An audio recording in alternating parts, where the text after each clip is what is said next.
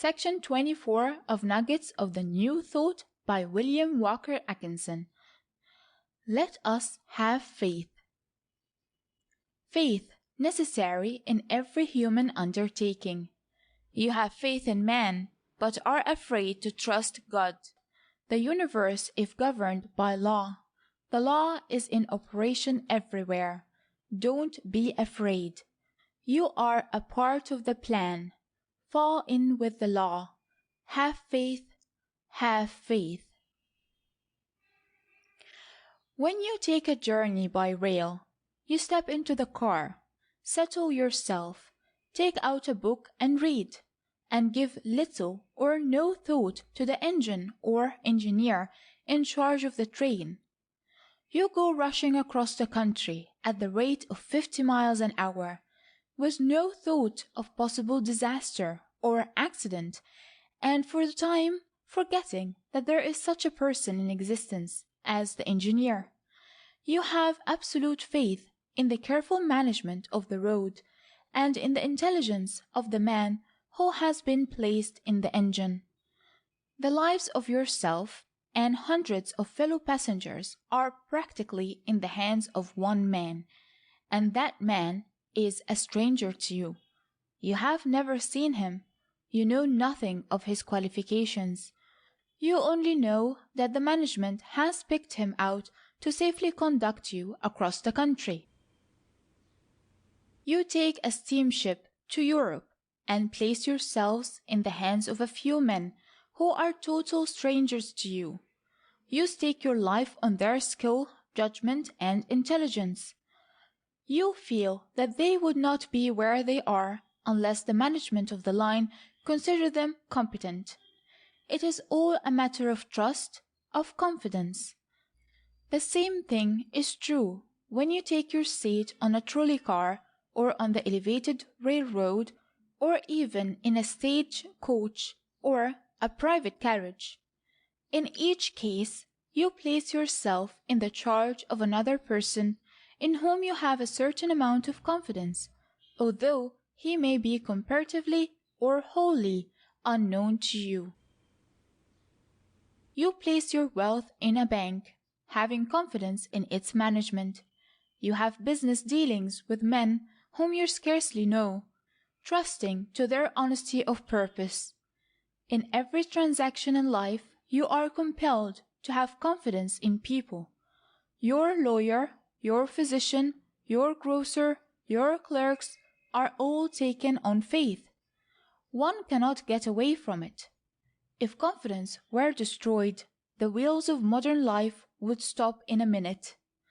The so-called hard-headed practical man may sneer at faith, but it underlies every manifestation of the life of his civilization. Man has faith and confidence in man, but is afraid to trust God. He looks about him and sees millions of worlds, each in its appointed place, each revolving in its own orbit. He has faith that at a certain time each world will be in a certain position, which position may be calculated centuries in advance, but he lacks faith in the power that created these worlds and keeps them in their places. He has faith in certain laws, but he doubts the existence of the law-maker. He sees the wondrous manifestation of life in great and small. He takes advantage of the telescope and the microscope and explores new regions and finds the law in operation everywhere. But he doubts the existence of the great law which governs his life, his incomings and his outgoings, his great deeds and his petty acts. He fails to realize the truth of the saying that the hairs on his head are numbered, and that not a sparrow may fall unnoticed. He seems to think that if there is a God, he must have made the world and then ran away and left it to take care of itself. He fails to see that the law must govern man's life as it governs the unfolding of the leaf, the development of the lily. He fails to see that law is in full operation within him as well as without him. He fails to see that as he opposes the operation of law, pain comes by reason of the friction. He fails to see that the only true philosophy is that which teaches one to fall in with the operations of law and to let it work in him and through him. Do you think for a moment that God does not know what he is about? Do you doubt the supreme intelligence which knows all things and is conscious of all things? Do you doubt the supreme power which manifests itself in all forms of power? Do you doubt the universal presence which is in all places at all times? Do you suppose that the manifestation is everything and the manifester nothing? Poor man!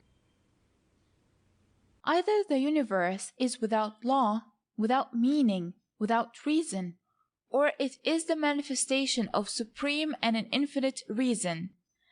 Either it is the work of a demon who sits somewhere and grins and glouts over our misfortunes, our trials, our troubles, our pain, our follies, or it is the work of an all-knowing, all-powerful, all-present, intelligence power presence, which has taken into consideration everything within the universe, down to the tiniest thing, down to the merest detail. And if this last be true, then everything that happens must be in accordance with law. Everything that happens to us must be the very best thing that could happen to us at that particular time and that particular place. Things are not run by blind chance. There is law under everything. Everything has some connection with every other thing. Every person has a relationship with every other person. All is one. The manifestations are varied, but there is but one reality. There is a great plan underlying all life, and life itself is in accordance with that plan. Nothing ever happens. Every occurrence has a bearing on every other occurrence. Chance has no part in the plan. Everything is in accord with well-ordered laws. There is always an end in view in every thought, word, or act. We are constantly being used for the benefit of the whole. There is no escape, and when we get to know, we cease to wish to escape. He who understands not law is constantly struggling, striving, fighting, and contending against it, and producing friction. He feels pain. He who understands something of law ceases to contend against it. He lets it work through him, and is carried along with a mighty force, doing each day the best he knows how, expressing himself in the best possible manner, sailing to the right and to the left, with the wind and against the wind, but still being borne on by the mighty current and resisting it not. He enjoys every mile of the journey, seeing new sights and hearing new sounds, moving on ever. He who understands not rebels at being swept along. He wishes to stay where he is, but there is no such thing as staying. Life is motion. Life is growth. If you prefer to pull against the tide, to row upstream, by all means do so. After a while you will grow tired and weary, and will rest on your oars. Then you will find that you are moving on just the same toward the unknown seas, and you will find that it is much easier work rowing or sailing with the current, or from one side of the river to another, than to attempt to stay in the same place or to pull up the stream. All this fretting, all this worrying, all this contention and strife comes from a lack of faith. We may assert fervently that we know that all is good, and that all is best for us, etc., etc., but have we enough faith to manifest it in our lives? See how we endeavor to tie on to things, people, and environments. How we resist the steady pressure that is tearing us loose, often with pain, from the places to which we have wished to stay fastened like a barnacle. The life force is back of us, urging us along, pushing us along, and move we must. The process of growth, development, and unfoldment is going on steadily. What's the use of attempting to resist it? You are no more than a water bug on the surface of the river. You may dart here and there, and apparently are running things to suit yourself without reference to the current, but all the time you are moving along with it. The water bug plan is all right, just so long as we do not attempt to stop the current or to swim right against it. When we try this, we find out very quickly that the current has something to say about it, and before long we get so tired that we are willing to fall in with the law behind the current. And yet, even the opposition is good, for it teaches us that the current is there. We gain by experience.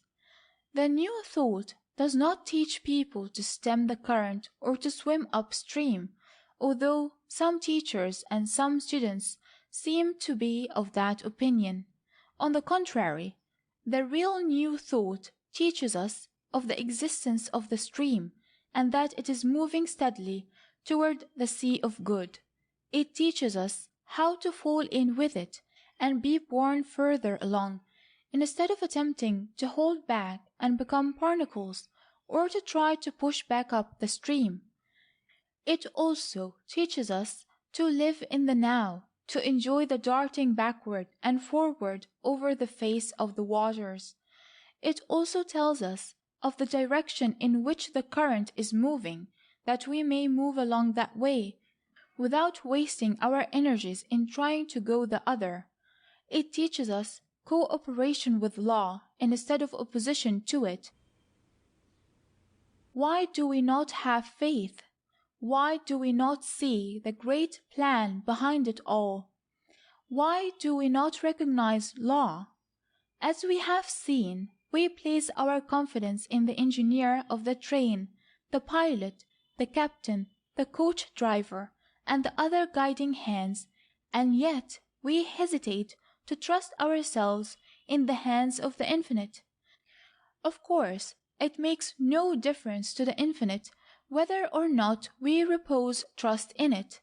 It moves along just the same, guiding and directing, steering and regulating speed. It minds not our doubts and obstructions, any more than does the great driving wheel mind the fly who is perched upon it, and who does not like the movement, and attempts to stop it by spreading out its wings and buzzing. The great wheel of the universe is moving around steadily and mightily. Let us go with it. And while we are going, let us spare ourselves the trouble and folly of the buzzing, wing-spreading business. Let us part with fear and worry. Let us cease our imagining that we can run the universe better than the engineer who has his hand on the throttle. Let us cease imagining that God needs advice on the subject. Let us stop this folly of saying, "Poor God," with no one to help him run things. Let us trust the engineer. Let us have faith. Let us have faith. End of section 24.